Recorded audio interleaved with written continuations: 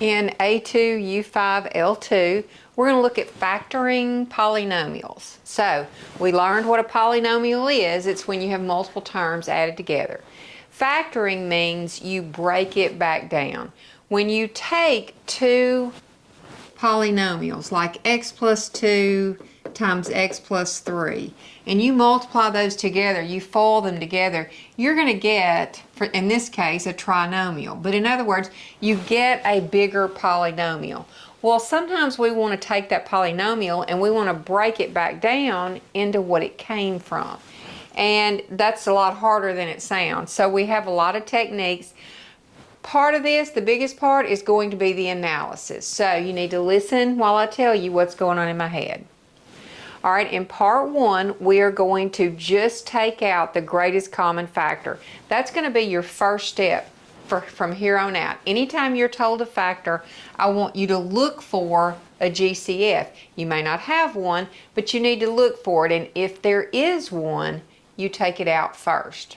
Now, the problem we have here, 12a to the third plus 10a to the second. Factoring it means I'm going to rewrite it as something times something else. So it's going to take this format. Now right here is where your greatest common factor goes. So what is the greatest common factor? What's the largest thing that will go into 12 and into 10? Well, that's going to be 2. Now look at your variables. When you have variables, your greatest common factor is going to be one of every common variable. So if only one term has it, you don't get to count that one. But in this case, both of these have an a. Now as far as the exponent goes, you take the lowest power that you have in the whole polynomial, because you want this number to be able to go into both of these, so it can't be any larger than your smallest exponent. Now, that was the hard part. What we're going to do next is we're going to divide both of these by this number, or, like I said, you can think of it as undistributing. So what would you have to multiply 2a to the second by right here to get this number back? Well, you would multiply it by 6a. And what would you have to multiply 2a by right here to get this back? Just 5. So factored form of this is 2a squared times 6a plus 5. You're not getting an answer because this is not an equation. What you are doing is you are manipulating it, and right now it looks like you're creating a bigger mess. But the factoring is going to be an essential technique into a lot of things that we're going to do later. So you're learning a skill, you're learning a tool that you're going to build on, okay? Let's look at number 2. Okay, for number 2, I look at my two terms and I want to pick out the common factor. So between 14 and 7, what number will go into both of those? Well, 7 will. Now look at your variables. Both of these have an m and an n. So I'm going to put both of those. Now go back, take the lowest exponent of each one. Well, that's going to be the m to the second and the n to the second, okay? So this is your greatest common factor. Now let's undistribute it, or let's figure out what I would have to multiply it by to get this original back. Now I see the minus sign here, so I'm going to have a minus. Now what would I multiply 7m squared n squared by to get this? Well, it's going to be a 2 to get the 14. Now what do you multiply m squared by to get m8? Remember, when you multiply bases, you add the exponents. So you would need m to the 6th, right? Now to go from n to the second to n to the 5th, you're going to need an n to the 3rd, okay? Now let's look at this one. Since they match, what would I multiply 7m squared n squared by to get this back? Just 1, okay? Okay, for number 3, what's going to be the biggest number that will go into 18 and 28? Well, that's just going to be a 2. All right, now we see that both of them have p's and q's. All right, let's get the lowest exponent of each. The lowest exponent of p that I have is p to the 6th, and the lowest exponent of q that I have is q to the 3rd. So this is my greatest common factor. Now, when I Let me set this up. If this is a plus, this is a plus. All right, what would I multiply 2 by to get 18 back? Well, that would be 9. What would I multiply p to the 6th by to get p to the 8th back? P squared. And what would I multiply q to the 3rd by to get q to the 3rd? Well, they're equal, so I don't need anything. Okay, I don't even need a 1 because this holds the place. All right, now, how many times will 2 go into 28? Well, that would leave me 14. What would I multiply p by here to get p to the 6th? Well, nothing. 1 because it's already a p to the 6th. All right, what would I multiply q to the 3rd by right here to get q to the 5th back? So that's going to be q to the 2nd. Okay, for number 4, we have a trinomial. That's all right, it's the same thing. We're going to look first at the numbers and what number will go into 16 and 12 and 32. So 4 will. Now look at all your variables and see which variables show up in every single term. All 3 of them have an x and a y. So now look at the x's. What's my lowest exponent of x? Well, just the linear term here, just x to the 1st. And what's my lowest exponent of y? Well, it's going to be this y right here with the linear term. All right, so now let's undistribute. What would I multiply 4xy by to get this back? Well, I'm going to multiply by 4. X times x to the 2nd would give me x to the 3rd, and the y's already match, so I don't need anything. All right, whatever this sign is. Now, what would I multiply 4 by to get 12? Well, that would be 3. What would I multiply x by to get x squared? That's x. And what would I multiply y by to get y squared? Y.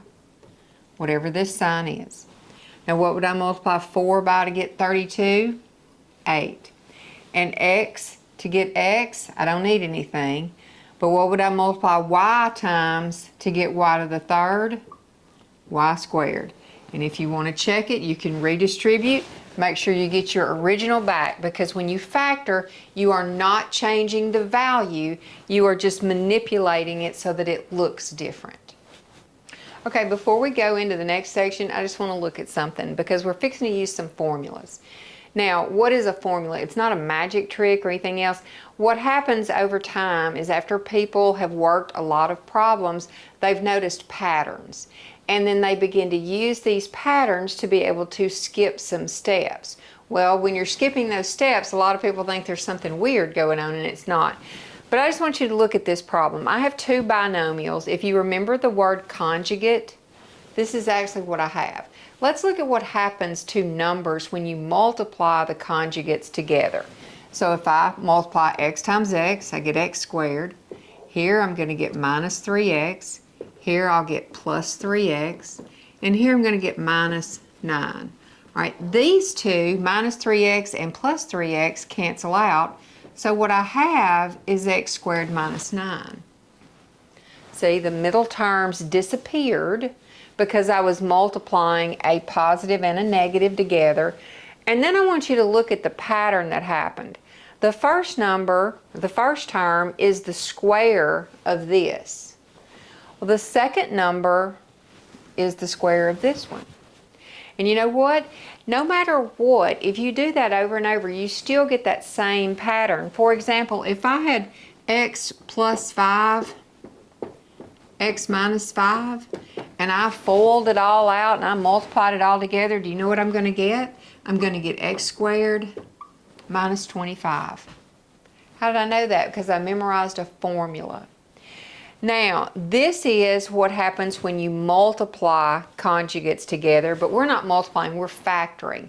So there's also a factor that says, you know, every time I multiplied these two together, I got this, so I can just go backwards. And the name of this formula is called the difference of 2 squares, so let's have a look at it. Okay, so on your guided note, there's a place up there for you to put your perfect squares, and you can just go down the list squaring numbers. You get 1 and 4 and 9 and 16, 25, 36, 49, 64, 81, 100, 121, 144, and we could keep going forever, but we'll stop there. Now you also have a place to write your rule. your rule is your formula, and what you're going to put there is a squared minus b squared equals a plus b, a minus b. And it doesn't matter whether you put the plus or the minus first. And this is called the difference of two squares. So your first job, as we go through this, you're going to have to analyze your polynomial and figure out which category it falls in. So if it falls in this category where you can use this formula, number one, you have to have a difference. That means there has to be a minus sign in the middle. And you also have to have perfect squares on either side. So this is a very limited use, okay? But it does come in really handy. So let's just look at how it applies to some problems. Okay, number 25. First I have to see, does it fit? All right, do I have a minus sign? Yes, I do. Do I have two perfect squares? Yes, I do. That's why we made the list of perfect squares up here. All right, now according to my formula, if these two are perfect squares, well, anywhere you have an a squared and then you suddenly have an a, what this represents is actually the square root of a squared. And this is actually the square root of b squared. All right, so what's the square root of m squared? M plus 5, m minus 5. And that's all it is to it. When you use your formula, all the hard work's done for you. The hardest thing you have to do is remember to use the formula. Okay, number 6. Now, as we go along through all these different types of factoring, you always want to look for a greatest common factor first. Now, there's not one here, but we need to check for it. So next, I'm going to go and I'm looking at my terms. Now, do I have a difference of two squares? Well, you do have a difference because it's minus. And you have 9 and 49. Those are both perfect squares. Now, if your variable has an even exponent, that's a perfect square. It could be 2, 4, 6, 8, 10. If it's even, you can divide it by 2, and that's taking the square root of it. So, what I'm going to do here is take the square root of this, which is 3x, plus the square root of this, times the square root of 9x again, minus 7y. And that's all there is. So let's look at number 7 now. 5r squared minus 80s squared. And you're thinking, that's not perfect squares. Well, remember, you always have to take out a greatest common factor first. So what's a greatest common factor between 5 and 80? Well, 5. When I divide 5 out, I get r squared minus 16s squared. And these are perfect squares. So when you come down and factor it, you can't lose what you've already taken out. Because remember, you don't want to change the value of this. So once you factor something out, you have to carry it along. Now this is going to factor into r plus 4s, r minus 4s. Okay, number 8, 72c to the 4th minus 2. So first, let's look for a greatest common factor. And 2 will go into both of these. So if I factor out a 2, that's going to give me 36c to the 4th minus 1. All right, this is a perfect square. 1 is a perfect square, so let's break it down. We don't want to lose our 2. Now, what's the square root of 36? 6. The square root of anything that has an even exponent, you divide that exponent by 2. So it's going to be 6c to the 2nd power. Now, what's the square root of 1? 1. And then we'll just do 6c squared minus 1. Okay. Okay, number 9 is 7m to the 7th n minus 28m n to the 3rd. First, before you even look, at anything else, let's take the greatest common factor out. Now, I know between 7 and 28, 7 will go into both of them. I see that both terms have an m and an n, so let's pull those out. Now, I want the smallest exponents of each, so this one has an m to the 1st, or a linear m, and this one has n to the 1st. So this is going to be my greatest common factor. Let's factor it out first. When I factor 7mn from this, what do I have left? Well, the 7's are 1, the n's are 1, so all I need is an m to the 6th power. All right, minus. Now, how many times would 7 go into 28? 4 times. And then what would I multiply m times here to get m? Just 1, so I don't need anything. What would I multiply the n by to get n to the third back? So that's n squared. All right, now look at your binomial. Do you have a difference? Yes, you do. Are the other two numbers perfect squares? Yes, 4 is a perfect square, and remember, if the exponent is even, that's a perfect square. So all I'm going to do to apply my difference of two squares is, I don't want to lose my greatest common factor. The square root of m to the 6th, divide that by 2, and that's m to the third. 2n. And then I'm going to have m to the third minus 2n. And that's fully factored. Okay, let's look at number 10. I have 10w to the 5th minus 10w. We're looking for a greatest common factor. And I see 10 in both of them. W's in both of them. And the lowest exponent of w that I have is right here.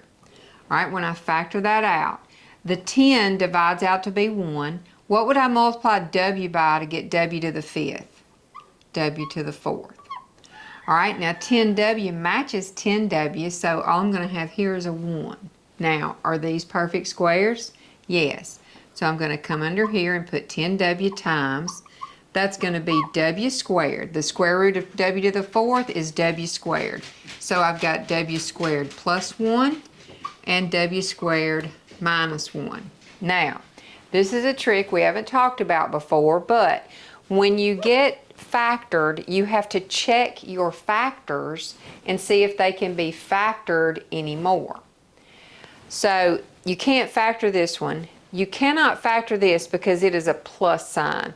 And the only rule I have for perfect squares is this, but you can still factor this. You still have a difference of two squares here. So what you want to do on this one is keep going. The w squared plus 1 doesn't change. All of this is the same. I'm just going to take w minus 1 and I'm going to factor it into w plus 1, w minus 1. Now, all of these are prime. Nothing else can be factored. Okay, our next type of factoring is going to use perfect cubes. So there's a place on your guided notes there to make a list or start a list of your perfect cubes. You've got 1 and 8. 3 cubed is 27, 4 cubed is 64, 5 to the third power is 125, 216, 343, 512, 729, and you could keep going, but this should be enough to get us here. Because just like with the formula for a difference of two squares, the rule or the formula for a sum of cubes is going to rely on being able to recognize whether you have cubes. Now, when you apply the rule, I want to call your attention to this. You start off with a sum, a plus sign, and two perfect cubes. That's analysis. You have to say, do I have that? Now, just like with the difference of two squares, if your exponent was an even number, that's a perfect square. Well, with a cube, if your exponent is divisible by 3, then that's a perfect cube. So if it's a multiple of 3, it fits the pattern. Now, in this pattern where you have a to the third and b to the third here, later on, after you manipulate it, this a actually represents the root of whatever number this is, and b represents the root of this. And then to carry it even further, a squared means you're going to take whatever number you got as the root and you're going to square it. The b squared means you square this number, and the number in the middle means you multiply them both together. So basically what we're going to do is we're going to find these two numbers, and then we don't even need the problem anymore. And this is what it looks like. Number 11, and this is supposed to be x to the third plus 27. So do I have a sum of cubes? Yes, I have a sum. X to the third is a perfect cube, and 27 is in my list. So this is all you got to do. What's the cube root of x to the third? It's just going to be x. Plus, what's the cube root of 27? Well, that's 3. Now, you don't even need to look at this anymore. So watch. I want to take my first term and square it. So this is going to be x squared. Now, for my middle term, I'm going to multiply these two things together, and it's a minus sign, so that's 3x. And then I'm going to cube this. So I square this. So that's going to be plus 9. And that's your answer. Okay, for number 12, I see my problem, 8w to the third plus 1.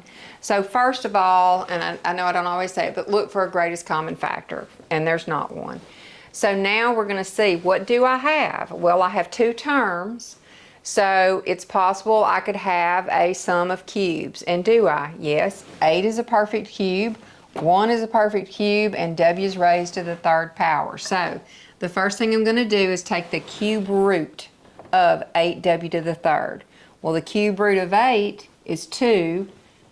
Cube root of w to the third is w. Now, what's the cube root of 1? Just 1, okay? Now, I'm not looking at that anymore. All right, my first term is for me to square this, so that's going to be 4w to the second minus. My middle term is when I multiply these two together, so 2w times 1 is just 2w. And my last term is a plus with that squared. That's it. Like I said, analyzing and finding your roots is the hard part. The rest of it, you're just filling in with the pattern. Okay, number 13. Do you have a greatest common factor? No, you do not. You do have 2 perfect cubes. 216 is in our list here. And you do have a plus sign. So all I'm going to do here is cube root of this is m. The cube root of 216 is 6n. Now, for the rest of it, I'm going to square my first term, so that's m to the second.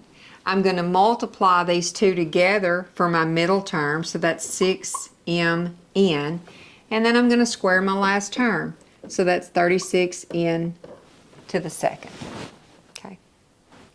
Okay, number 14, I look to see if I have a greatest common factor, and I do not.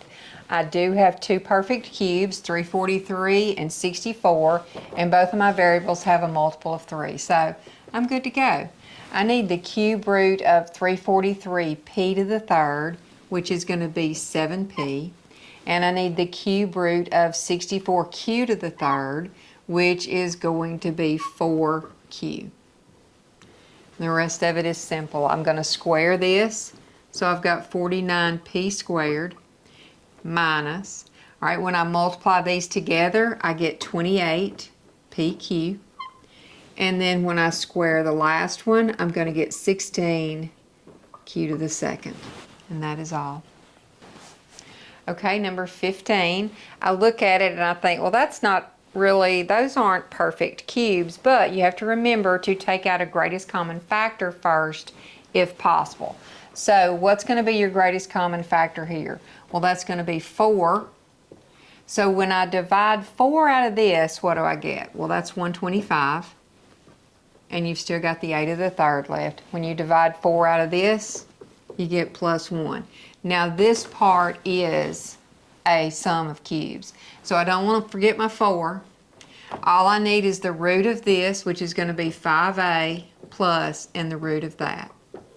And then the rest of it is I square this. So I've got 25a squared minus 5a times 1, which is 5a, plus the square of that, which is 1. Okay, I look at my problem here and I say, first I got to take out a greatest common factor. Now the greatest common factor between 24 and 375 is going to be 3. Now look, both of them have a C and a D, so I'm going to take CD out, and I want the lowest exponents of each. Well, the lowest exponent of C that I have is linear right here, and D is right here. Okay, when I divide this out, 24 divided by 3 is 8, and what would you multiply C by to get C to the fourth back? C to the third. And the D equals out, so you don't have to have anything. All right, now, how many times will 3 go into 375?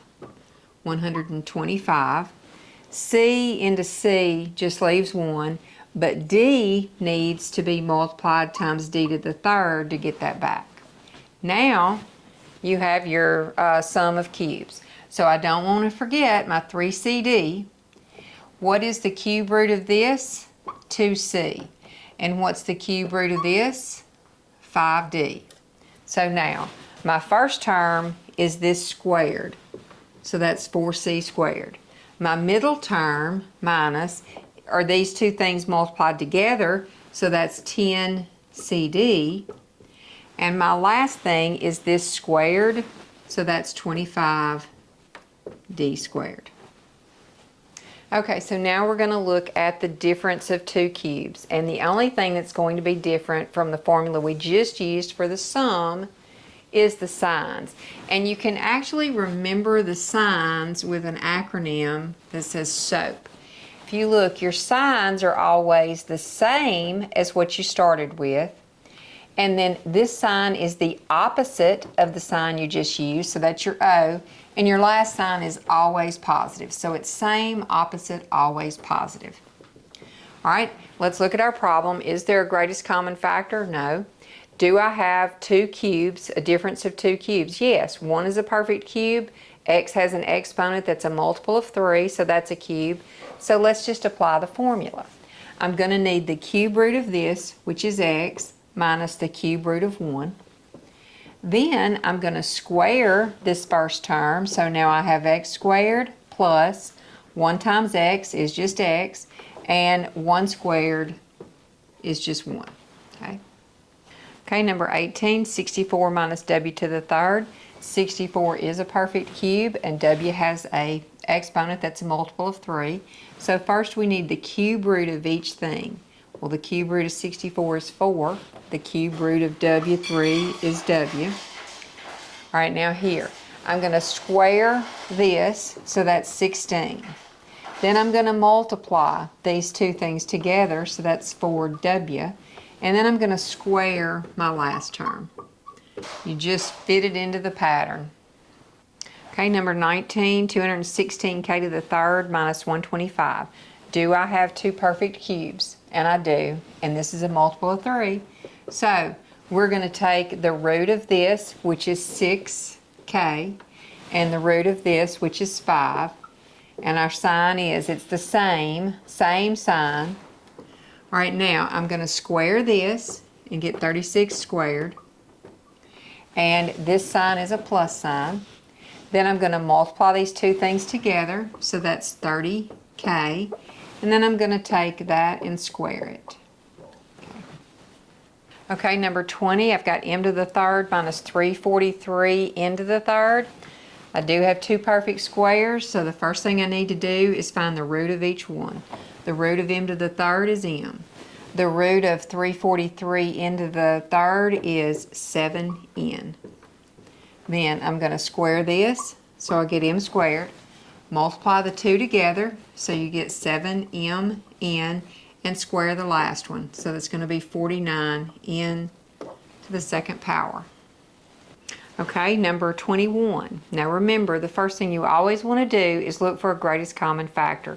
And this one has a greatest common factor. 4 will go into both of these. So first, I'm going to divide 4 out. So now I have 1 minus 8, h to the third. Come under here, I have a difference of two cubes. So I'm going to take the root of this and the root of this, which is 2h. And then I'm ready to just square this, which will be 1. I'm going to multiply these two things together, so I get 2h, and then square the last thing, so that's 4h squared. Okay, number 22, I've got 2x to the third minus 54y to the third. And I see I do have a greatest common factor, so let's divide 2 out of here, and that's going to give me x cubed minus 27y cubed. All right, now these are two perfect cubes, so all I have to do is apply my formula. I don't want to forget my greatest common factor, so bring it along. All right, the root of this first term is x, and the root of this is 3y. Now, I'm going to square this to get x squared. Then I'm going to multiply these two together to get 3xy. And then I'm going to square this to get 9y squared. Okay, if you're following along in your guided notes, we're actually going to skip the next section and go to the section where it says 4 terms, and then we'll go back to the trinomials. All right, so how do you factor a 4-term polynomial? Now remember, the first thing is analysis. So can you identify the ones that have 4 terms? When you look at this, there are 4 terms here, and I can't combine anything. So I'm stuck with what I have. So I do have a 4 term. How do you factor a 4 term? This is where the memorizing comes in. You memorize 4 terms. We use something called factor by grouping. And the way you do that is you group, you factor, and you factor. So let's see what that's going to look like with problem number 35. I'm going to group. Now, how do you group? Well, you want to be fair. So let's just group the first 2 and the last 2 every time, 2 and 2, just as they come. Now let's factor out the greatest common factor from each pair. All right, between x to the 3rd and x squared, the greatest common factor is x squared. Remember, you want the smallest exponent that you have. So what's left over when you factor that out? Well, if I take x squared out of x to the 3rd, I have x. If I take x squared out of x squared, I just have 1. All right, now, what's the greatest common factor between 9x and 9? Well, that's going to be a 9. So when I factor 9 out, what do I have? X minus 1. All right, now here's the tricky part, because you have to imagine that this is a factor, because these 2 things are multiplied. And this whole thing is now a factor because these are multiplied. If you can think of this set of parentheses as one thing right now. All right, what is your greatest common factor? Well, what shows up in both of them is the x minus 1. So we're going to pull it out. We're going to divide that out, but since we're pulling it out, we only need one of them. Both of these are represented by this 1. Now, what's left over in each factor after I take this out? Well, the x squared and the plus 9. So this is factoring by grouping, and this is your final answer. You look at both sets and you say, can I factor that anymore? And the answer is no. So you're good to go. And you'll catch on. Okay, here's 36. I do have 4 terms. Nothing can be combined. So I've memorized 4 terms factored by grouping.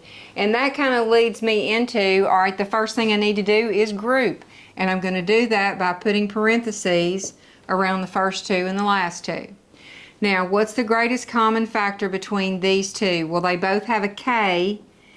Now, what's the smallest exponent you have? That 2. All right, when I divide k squared out or undistribute, k from k third leaves me k, and k squared out of this leaves me 5. All right, now this time I have a minus sign, and that's going to make a difference. And there's also one other little thing. There's not a common factor here. You have a k and a 5. Well, you still have to take something out, so we're going to take out a 1. Not just a 1, but a negative 1. So when I divide, I'm still going to have k left, but when I divide a negative 1 out of here, it's going to change the sign. And you can think about it, if you look at it, you still have to be able to distribute this number back into here and get this back. So negative 1 times 5 is how you'd get your minus 5 back, okay? Now that we look at this problem, we're looking for the pair of parentheses that shows up in both, and I have k plus 5 in both of them. So I'm going to divide that out and bring it over here by itself.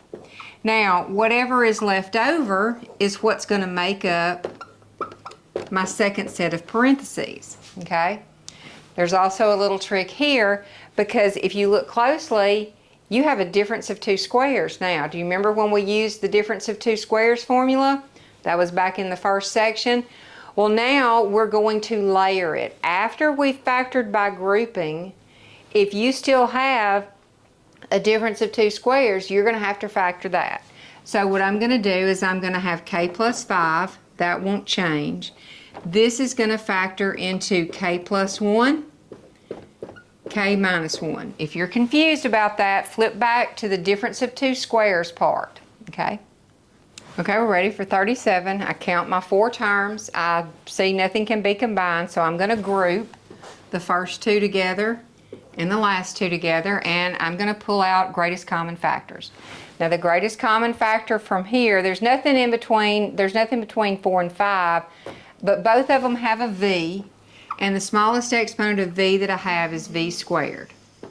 Now when I divide it out or undistribute it, you know, you can ask yourself, what would I multiply this by to get 4v to the third back?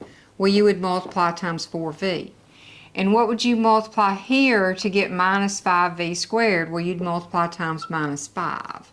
That's what I mean by undistributing. You're working backwards. All right, now here I have that minus sign, so that means whatever I factor out is also going to change this. All right, the greatest common factor here is going to be 4, and when I divide that out, I'm going to get 4v. Since this is negative, it is going to change this sign to minus 5. Okay. Now, I don't know if you've noticed, but so far, every single problem we've worked, when we got through factoring by grouping, you had something here that matched.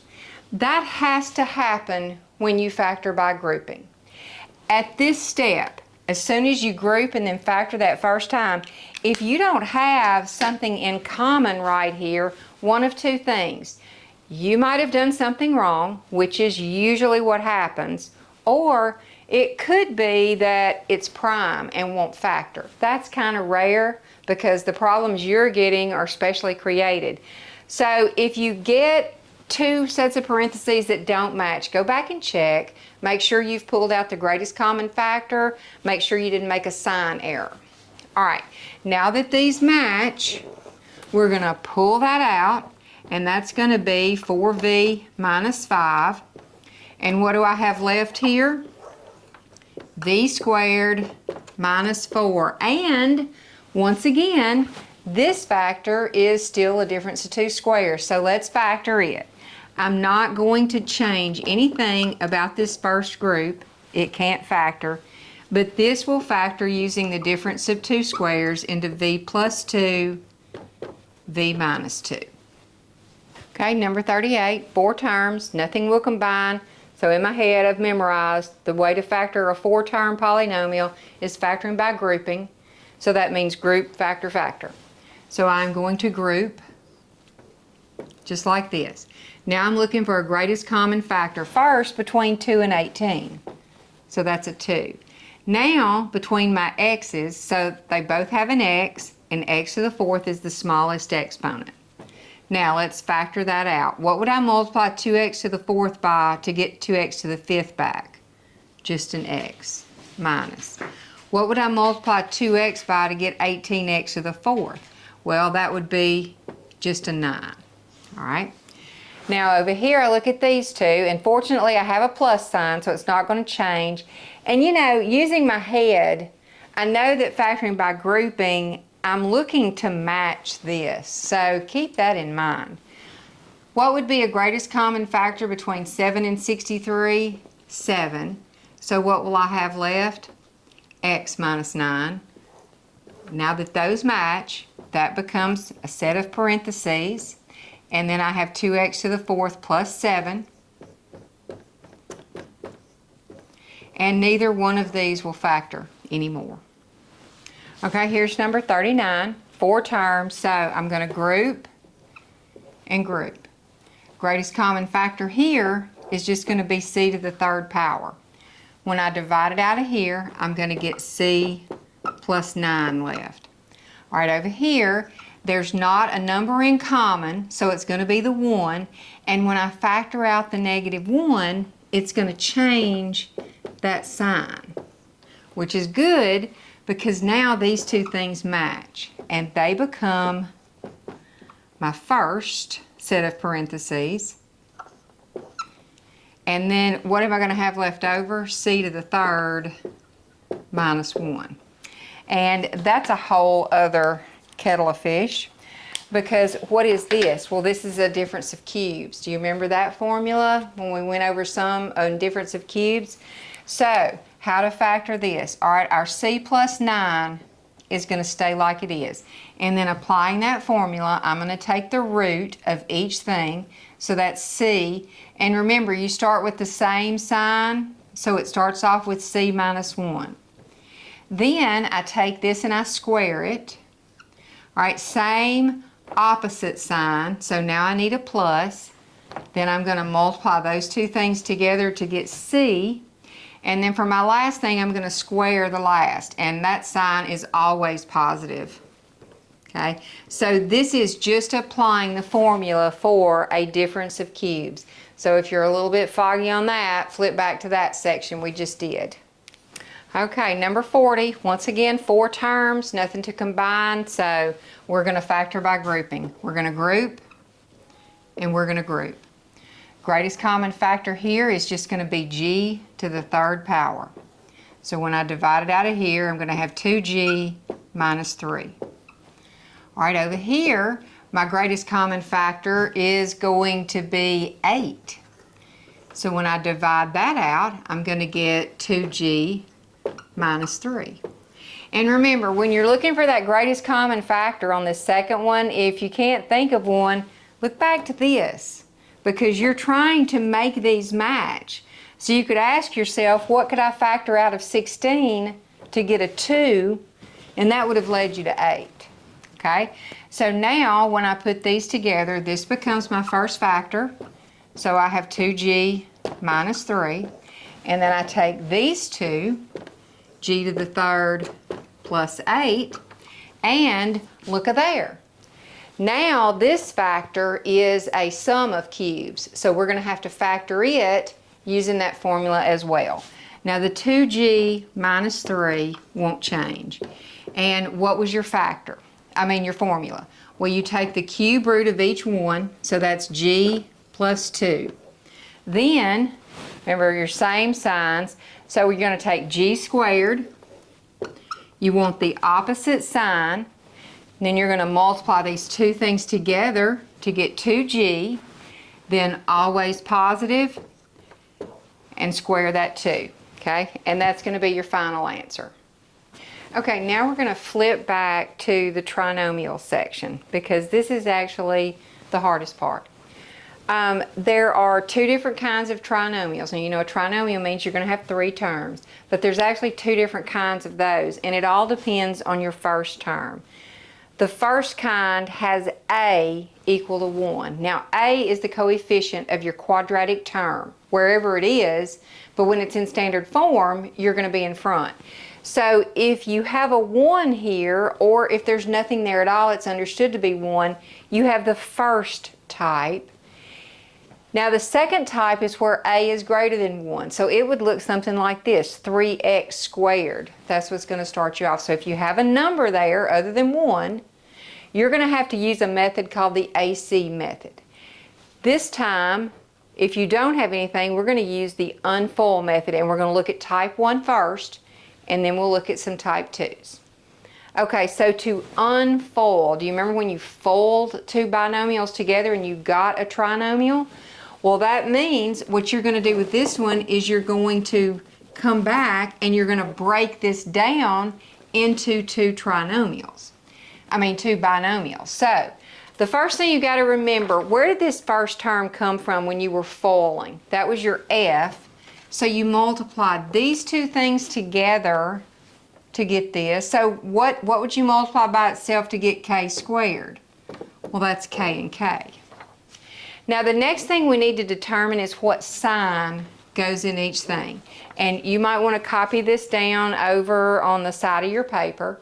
This is a little chart that will show you what signs go in your binomial.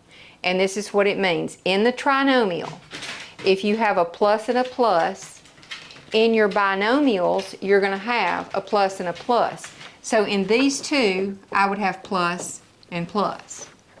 But to continue on, in the trinomial, if your first sign is a minus sign and your second sign is a plus sign, your signs are still going to be the same, but they're going to be minus. Now, if your second sign is a plus sign, it does not matter what your first one is. You're going to have one of each sign, and it doesn't matter where they go. So now we need to figure out what numbers go here. Now, there are two criteria for this number. If you remember full, what you did is you multiplied the outside and the inside and you added them together to get this. And then you multiplied these two numbers together to get that last number. So, I need to find a pair of numbers that if I multiply them, I get 56, and if I add them, I get 15. And there's a lot of ways to figure that out. The way I do it, the sure proof way, is you make a chart under this number and you start finding all the pairs that multiply to give you this number until you find the pair that adds up to give you 15. And I know right off the bat that 7 times 8 is equal to 56. If you don't know right off the bat, you're just going to have to go down the whole list. 1 times 56, 2 times whatever, 3 times whatever. Use a calculator. It takes a while, but that's what you have to do. Now 7 plus 8 is equal to 15, so all I have to do is put 7 and 8. And that's your answer. And if you don't believe me, then you foil that back together and you'll get this if you do it right. Okay, let's look at number 24. I analyze the situation by saying I have a trinomial. So I'm going to use one of these two methods, and then I look in front of my quadratic term. There's nothing there, so I get to unfold. First thing I do is set up my two sets of parentheses, just like that. Then I know that my first number is going to be the square root of that times itself. Now to figure out my signs. This time, my last sign is a minus sign, and that tells me that I'm going to need one of each sign, and it doesn't matter where they go. Now, I need a pair of numbers that will multiply to give me negative 30, but add up to give me positive 7. So if you can't think of one, now remember, since this number's negative, it would be negative 1 positive 30, positive 1 negative 30, negative 2 15, 2 negative 15, negative 3 10, 3 negative 10. And I think I can stop right here because I'm looking for 7. So what is negative 3 plus 10? Positive 7. So your 10 is going to go where the positive is, and your 3 will go where the negative is. Okay, number 25. Analysis tells me I have a trinomial. I look to my first term and there's nothing there, so I know I'm going to unfold. So my first step is to set up parentheses. My next step is to put the square root of this first term, whatever it is. Then I see that this is a plus sign. That means my signs will be the same, and they will be whatever this is. So I'm going to have minus and minus. Now all I need is a pair of numbers that will multiply to give me positive 64, but add up to give me negative 16. Now, what makes a positive 64? It could be two positive numbers or it could be two negative numbers. But I see that I have minuses, so I'm only looking for the pairs of negative numbers. And negative 8 times negative 8 just comes to mind. All right, negative 8 times negative 8 would be positive 64, and negative 8 plus negative 8 is negative 16. So I'm going to put 8 and 8. And if you wanted to be really correct, since these are the same thing, you would want to rewrite that as p minus 8 to the second power. Okay, number 26. I see 3 terms. I look in front of my first term, and the quadratic term is a 1. So I know I'm going to unfold. So I'm going to go ahead and set my parentheses up. Now I know that because of my first term, I'm going to have r and r. Because this is a minus sign, I'm going to have one of each number. Now my challenge is to find a pair of numbers that will multiply to give me negative 42, but add up to give me negative 11. And nothing jumps out, so let's just make a chart. 1 times 42, 1 times negative 42. Negative 2 times 21, 2 times negative 21. 3 times negative 3 times 14, and 3 times negative 14. And there's your winner. So which pair do you want? We'll look to see what it adds up. Which one of these will add up to give you negative 11? That's going to be the 3 and the negative 14. So you put the 3 where the plus sign is and the 14 where the minus sign is. Okay, looking at number 27, w cubed plus w squared minus 20w. Now I neglected to mention it on the ones I've been working, but you always need to look for a greatest common factor. So, and what caught my eye on this one, it's a good tip to use, I've got that w to the third power, and that's not going to be easy to factor. But then I look down my list or my row, and there's a w in every one. So first I need to factor out any greatest common factor. So I'm going to take the w out, and that's going to give me w squared plus w minus 20. Now I have a trinomial that I can factor. So I'm going to come over here. Now I'm not going to forget my w. When I get my final answer, that w is still going to be a part of it, but I'm just going to focus on factoring this. It is a trinomial, so I'm going to unfoil it because there's no coefficient here. All right, I'm going to have w and w. Since this is a minus sign, you have one of each sign. Now I need a pair of numbers that will multiply to give me 20, but add up to give me positive 1 because that's the coefficient there. And right off the bat, I know it's either going to be negative 4, 5 or 4, negative 5. Since this is positive, I'm going to want the negative 4, 5. So I'm going to put 5 here and 4 here. And then for my final answer, I'm going to bring those down here to join the w that I was saving. So, because you're not going to change value, so you can't lose things as you factor them out. You should always be able to multiply this back together and get your original. And if you lose something, you won't be able to do that. Okay, let's look at number 28. Now I see the trinomial. I also see a number in front of this. So I don't want to jump to the conclusion that I need to go AC method until I've looked to see if I have a greatest common factor, because greatest common factor overrides everything else. That's the first thing you do, and if there is one, you have to factor it out. So I look at all of these and I say, yeah, I can take out a 2a all the way across. So what's that going to give me? A squared plus, let's see, 38 divided by 2 is 19. And 68 divided by 2 is 34. Been a long day, y'all. Okay, now I have my 2a over here, and I'm going to factor this. Since it is an a, I'm going to have a and a. Since this is a plus sign, signs are going to be the same, and they're going to be whatever that is. So now I just need to think of a pair of numbers that will multiply to give me 34. But add up to give me 19, and right off the bat I think of 2 and 17. So, okay, for number 29 I have a trinomial. There is no greatest common factor. There is no coefficient in front of this, so I'm going to be ready to unfold. Set my parentheses up. Now I look at my first term. It's not to the second power, but it's to the fourth. And remember, anytime you have an exponent that's an even number, that's a perfect square. And to take the square root of it, you just divide it in half. So the square root of n to the fourth is n to the second. So that's going to be my first term.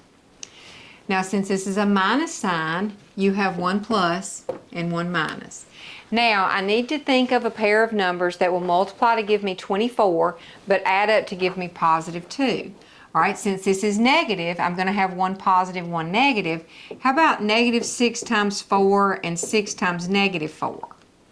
I need a positive 2, so that means the 6 is going to be the positive 6, so 6 will go with the plus sign, and n squared, 4 will go with the minus sign. Now, when I look at that final answer, what do you notice about that second pair? This is still a difference of 2 squares. So we still have to factor it. We're just not finished.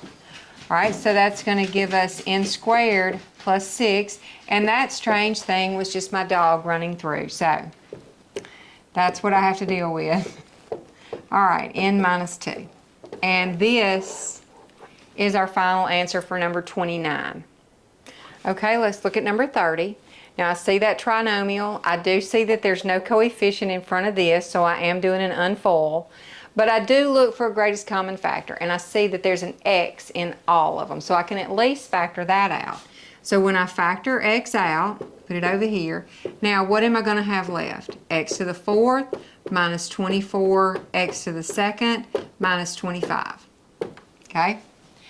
All right, now I look at my terms. I know, let me come under it this time. I know I'm going to be unfoiling. So I start off with the square root of x to the fourth, which is x to the second in both places. I look at this sign, it's a minus, so I'm going to have one plus and one minus.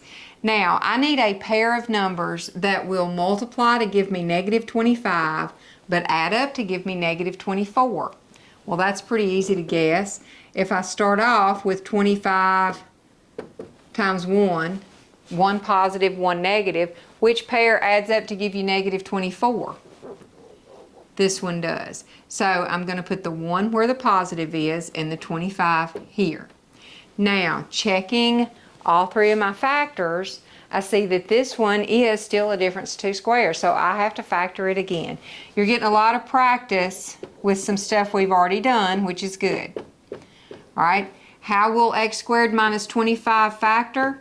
Into x plus 5, x minus 5. Okay, number 33. Now it's a little bit different because you have an x to the fourth and an x squared term in there, but you count your terms, you have 3. You see that number in front of your first term, so you know you're going to be an AC method because there's nothing in common. All right, so let's multiply a times c. That gives us negative 15. Now I need a pair of numbers that will multiply to give me negative 15, and since this is a minus, you got one of each. All right, what will multiply to give me negative 15 but add up to give me positive 14? Well, that's going to be 15 and negative 1. Okay, that was easy to find. Now, since this 14 has an x squared, you're going to have to put that with your two numbers. So when you split the middle, what it's going to look like is 3x to the fourth plus 15x squared minus 1x squared, or you can just put x squared, minus 5. Okay? Now we are going to group. The greatest common factor here is going to be 3x to the second. Now when I factor it out of here, I get x squared left. When I factor it out of 15x squared, that's going to be positive 5. Okay? Now I've got a minus here, so when I factor, there's not anything in common. Well, this is where you factor out the 1, and it is going to change your sign so that now these two match. So your first factor is x squared plus 5, and your second factor is 3x minus 1, and that is your answer. Okay, number 34, I don't have a greatest common factor. I have a trinomial with a coefficient in front of the first term. So I'm going AC method. 12 times 2 starts me off with 24. So I need a pair of numbers that will multiply to give me 24 and add up to give me negative 11. So since this is positive and this is negative, I know they're both going to be negative numbers. All right, I'm looking, and you can go through. It would be 1 times 24, 2 times 12, 3 times 8. Since they're both going to be negative, well, there's my winner. All right, I'm going to come over here and split the middle. So that's going to be 12m to the fourth power minus 3m to the second minus 8m to the second plus 2. All right, let's group. And the greatest common factor here is going to be 3m to the second. When I divide that out, I'm going to have 4m to the second left minus 1. All right, here my greatest common factor, and that's a minus, is going to be 2. Now when you factor that negative 2 out, it's going to change this sign. So negative 2, or 8 divided by 2, gives me 4m squared left, and then changes the sign, minus 1. All right, so here's my common factor, the 4m squared minus 1 times 3m squared minus 2. These numbers from here and here. Okay, you look at your answer, you still have a difference of 2 squares here. So this is going to factor into 2m plus 1, 2m minus 1, and then this 3m squared minus 2. And that is all.